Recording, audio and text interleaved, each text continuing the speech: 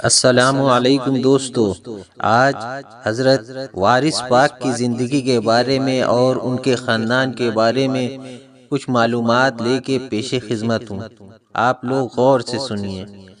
آپ کا خاندانی سلسلہ 29 واسطوں سے حضرت محمد مصطفیٰ صلی اللہ علیہ وسلم سے جا کر ملتا ہے، جو کہ اس طرح ہے: حضرت حاجی سید وارث علی شاہ بن سید قربان علی شاہ بن سید سلامت علی شاہ بن سید کریم اللہ بن سید احمد بن سید عبداللہ احد بن سید عمر نور بن سید زین العابدین بن سید عمر شاہ بن سید عبدال واحد بن سید عبداللہ شاہ بن سید علاء الدین اعلیٰ بزرگ بن سید عزیز الدین بن سید اشرف ابو طالب بن سید محمد محروب بن سید عبد القاسم بن سید علی اصغری بن سید ابو محمد بن سید محمد جعفر بن سید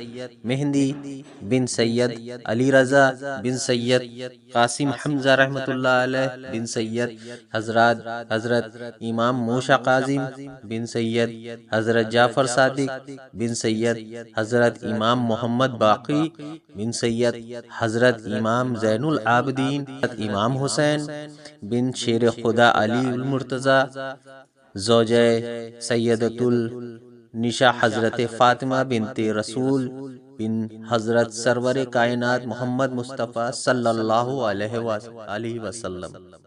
حضرت وارث پاک کی عمر صرف 2 سال کی تھی۔ ان کے والد قربان علی شاہ کا انتقال ہو گیا۔ اتنی چھوٹی سی عمر میں وہ یتیم ہو گئے۔ ماں نے اپنے جگر کے ٹکڑے کو سینے سے لگا کر اپنے ودوا زندگی کا سہارا بنایا۔ بچہ دن بھر ہنستا کھیلتا رہتا، رات کو چاند تاروں میں قدرت کے کرشمے دیکھ کر مسکراتا۔ ماں بچے کو گود میں اٹھا لیتی اور پیار سے اپنے ممتا کے آنچل میں چھپا لیتی۔ آخر بچے کو ماں کا یہ پیار بھی زیادہ وقت تک نہ مل سکا اور جب وارث پاک کی عمر 3 سال کی تھی تو ان کی والدہ کا بھی انتقال ہو گیا۔ اس طرح وارث پاک کے ماں اور باپ کا سایہ بچپن میں ہی اڑ گیا تھا۔ ماں کے انتقال کے بعد دادی نے بچے کو اپنے سینے سے لگایا اور بڑے پیار سے پرورش کرنے لگی۔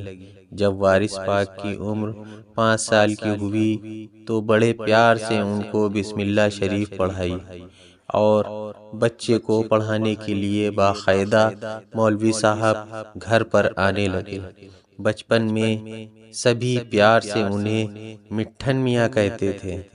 جب مولوی صاحب گھر پر پڑھانے آتے تو مٹھن میاں کھانے پینے کی چیزیں دیکھ کر استاد مولوی صاحب کو کھیل میں لگا لیتے۔ استاد صاحب بھی بچوں کے ساتھ بچہ بن جاتے تھے۔ جب مولوی صاحب چلے جاتے تو مٹھن میاں باہر آتے اور اپنے ہم عمر دوستوں کو کھیل ہی کھیل میں محبت الہی کا سبق دیتے، یعنی مولوی صاحب کو کھیل میں لگانا اور کھیلتے ہوئے بچوں کو پڑھانا ان کا زندگی کا حصہ تھا۔ اکثر دادی کے صندوق میں سے روپے نکال لاتے اور ان کی نصیحت سننے والے بچوں کو کھلاتے اور بچی ہوئی رقم غریبوں میں اور فقیروں میں بانٹ دیتے۔ اکثر کافی دیر گھر سے غائب ہو جاتے تو گھر والوں کو فکر ہو جاتی، لیکن خود ہی واپس آ جاتے تھے۔ ایک دن تنگ آ کر دادی نے مٹھن میاں کو کوٹھری میں بند کر دیا، لیکن کچھ ہی دیر بعد مٹھن میاں بند کوٹھری سے غائب ہو گئے۔ جب تلاش کی گئی تو ایک باغ میں کھیلتے ہوئے ملے۔ کبھی کبھی مٹھن میاں کی آنکھیں اس قدر لال ہو جاتی تھیں کہ آنسو نکل آتے تھے، جس سے ایسا لگتا تھا کہ آنکھیں دکھنے آئی ہیں، لیکن پھر کچھ دیر بعد ٹھیک نظر آنے لگتی تھیں۔ لوگ حیرت میں پڑ جاتے تھے۔ گھر پر شروعاتی تعلیم کے بعد کی تعلیم حاصل کرنے کے لیے دادی نے وارث پاک کو اپنے پیر و مرشد حضرت عامر علی شاہ صاحب کے پاس بھیجا۔ استاد نے اپنے ہونہار شاگرد کو دیکھا تو فرمایا، یہ شہزادے تو خلق خدا رہنما ہو گئے ہیں اور تمام عالم میں ڈنکا بجے گا، مطلب تمام عالم میں ان کا ڈنکا بجے گا۔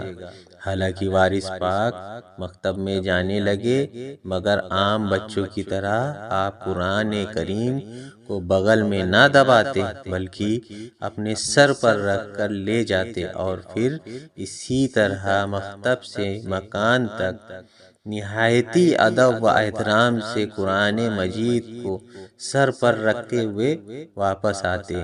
گھر واپس آتے ہی اندھیرے اور تنہائی میں بیٹھ کر کسی گہرے خیال میں ڈوب جاتے۔ پھر بھی وارث علی شاہ نے صرف 2 سال کے اندر قرآن شریف حفظ کر لیا اور کچھ خاص کتابیں بھی پڑھ لیں۔ اسی کے ساتھ وارث پاک حافظ وارث علی شاہ بن گئے۔ اس کے بعد کی تعلیم کے لیے وارث پاک کو مولانا امام علی صاحب کی خدمت میں بھیجا گیا، مگر خود مولانا صاحب کا یہ عالم تھا کہ آپ نے اپنے مطلب اسٹوڈنٹ ہے نا کو آتا دیکھ کر، اس بچے کو آتا دیکھ کر تو ادب سے سر جھکا کے کھڑے ہو جاتے، مطلب استاد سر جھکا کے کھڑے ہو جاتے۔ وارث پاک رکتے تو فرماتے، صاحبزادے میں تو کتابی علم کا استاد ہوں، تم تو خلق خدا کو باطنی علم سے مالا مال کرو گے۔